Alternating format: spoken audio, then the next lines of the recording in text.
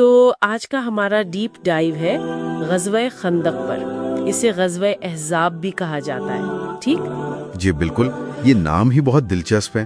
خندق یعنی وہ گڑھا جو کھودا گیا، اور احزاب مطلب گروپس یا کنفیڈریٹس، وہ سارے گروہ جو اکٹھے ہو کر آئے تھے. صحیح. تو ہمارے پاس جو ذرائع ہیں وہ اس اہم جنگ کے کافی پہلوؤں پر روشنی ڈالتے ہیں. کوشش یہی ہے کہ اس کے اہم نکات، پس منظر اور نتیجوں کو ذرا سمجھیں. یقیناً یہ ابتدائی اسلامی تاریخ کا ایک آپ کہہ لیں ٹرننگ پوائنٹ تھا. بالکل. تو پس منظر سے شروع کرتے ہیں. یہ اتحاد بنا کیسے؟ کون لوگ تھے اس میں؟ دیکھیں، اس میں مرکزی کردار تو قریش کا تھا، مکہ والے. جی.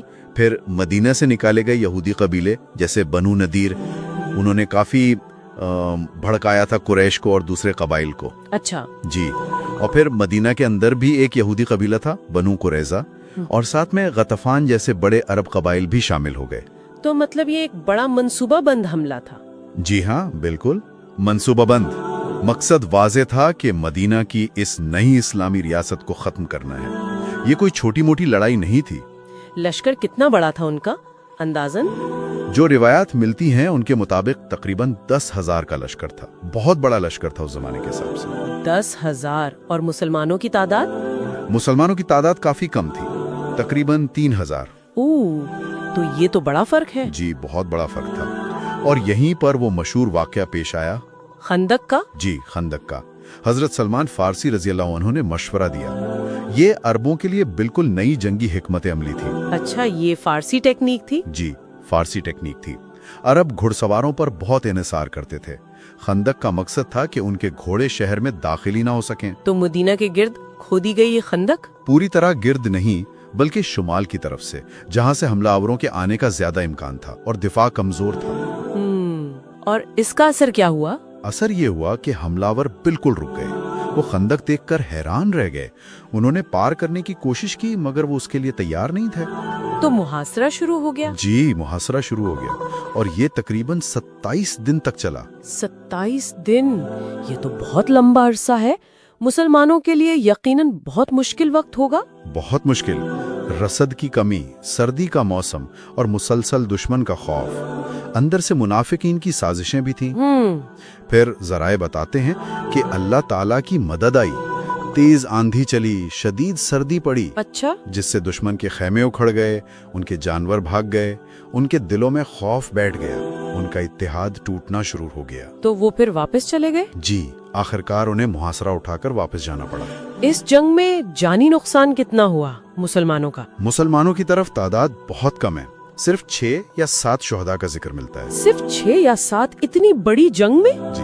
ان میں حضرت سعد بن معاذ رضی اللہ عنہ بھی تھے جو زخمی ہوئے تھے اور بعد میں انہی زخموں کی وجہ سے شہید ہوئے. اور دوسری طرف کفار کا؟ ان کا ایک بڑا مشہور جنگجو تھا عمرو بن عبدود. وہ کچھ لوگوں کے ساتھ خندق پار کرنے میں کامیاب ہو گیا تھا. اچھا. جی لیکن پھر حضرت علی رضی اللہ عنہ کے ساتھ مقابلے میں مارا گیا. یہ ان کے لیے ایک بڑا دھچکا تھا. آپ نے احزاب یعنی گروہوں کا ذکر کیا تھا. قریش اور بنو نذیر کے علاوہ کون کون تھے؟ جی قریش تو تھے ہی ابو سفیان کی قیادت میں. بنو نذیر تھے. پھر بڑا قبیلہ غطفان تھا. ان کی شاخیں تھی بنو فزارہ، بنو مرہ، بنو اسد، بنو سلیم، یہ سب شامل تھے. اور ایک اہم بات جو ہوئی وہ بنو قریظہ والی؟ جی بنو قریظہ. وہ مدینے کے اندر تھے اور مسلمانوں کے ساتھ ان کا معاہدہ تھا، لیکن انہوں نے دوران جنگ معاہدہ توڑ دیا اور حملہ آوروں سے مل گئے.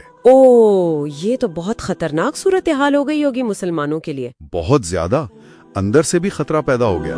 اس غداری پر پھر جنگ کے بعد کارروائی کی گئی. تو مجموعی طور پر اس جنگ کا نتیجہ کیا نکلا؟ مطلب اس کے اثرات کیا ہوئے؟ نتیجہ مسلمانوں کے حق میں ایک واضح فتح تھی، اسٹریٹجک فتح. کیسے؟ دیکھیں، ایک تو مدینہ کا دفاع بہت مضبوط ثابت ہوا. دشمن یہ سمجھ گیا کہ مدینہ پر اب حملہ کرنا آسان نہیں. دوسرا، منافقین بے نقاب ہو گئے. وہ لوگ جو دل سے ساتھ نہیں تھے وہ مشکل وقت میں پہچانے گئے. صحیح. اور سب سے بڑھ کر اس جنگ کے بعد قریش اور ان کے اتحادیوں کی کمر ٹوٹ گئی. وہ دوبارہ کبھی اتنی بڑی طاقت جمع کر کے مدینہ پر حملہ نہیں کر سکے. تو اس پورے واقعے سے کیا سبق ملتا ہے؟ میرے خیال میں سب سے بڑا سبق تو یہ ہے کہ جدت کتنی اہم ہے، یعنی جنگی حکمت عملی میں نئی سوچ. جیسے یہ خندق تھی، جی اس نے تعداد کی کمی کو پورا کر دیا. پھر صبر، اتحاد اور ایمان کی مضبوطی، یہ چیزیں بھی فیصلہ کن ثابت ہوئی. یعنی کم وسائل کے باوجود صحیح حکمت عملی اور عزم سے کامیابی ممکن ہے. بالکل، یہی اس جنگ کا پیغام ہے.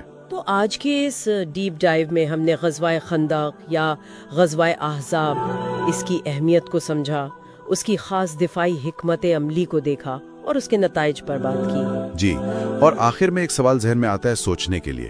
جی، کہ اگر یہ خندق والی حکمت عملی نہ ہوتی یا ناکام ہو جاتی تو تاریخ کا رخ کیا ہوتا؟ عرب کی تاریخ اور شاید دنیا کی بھی.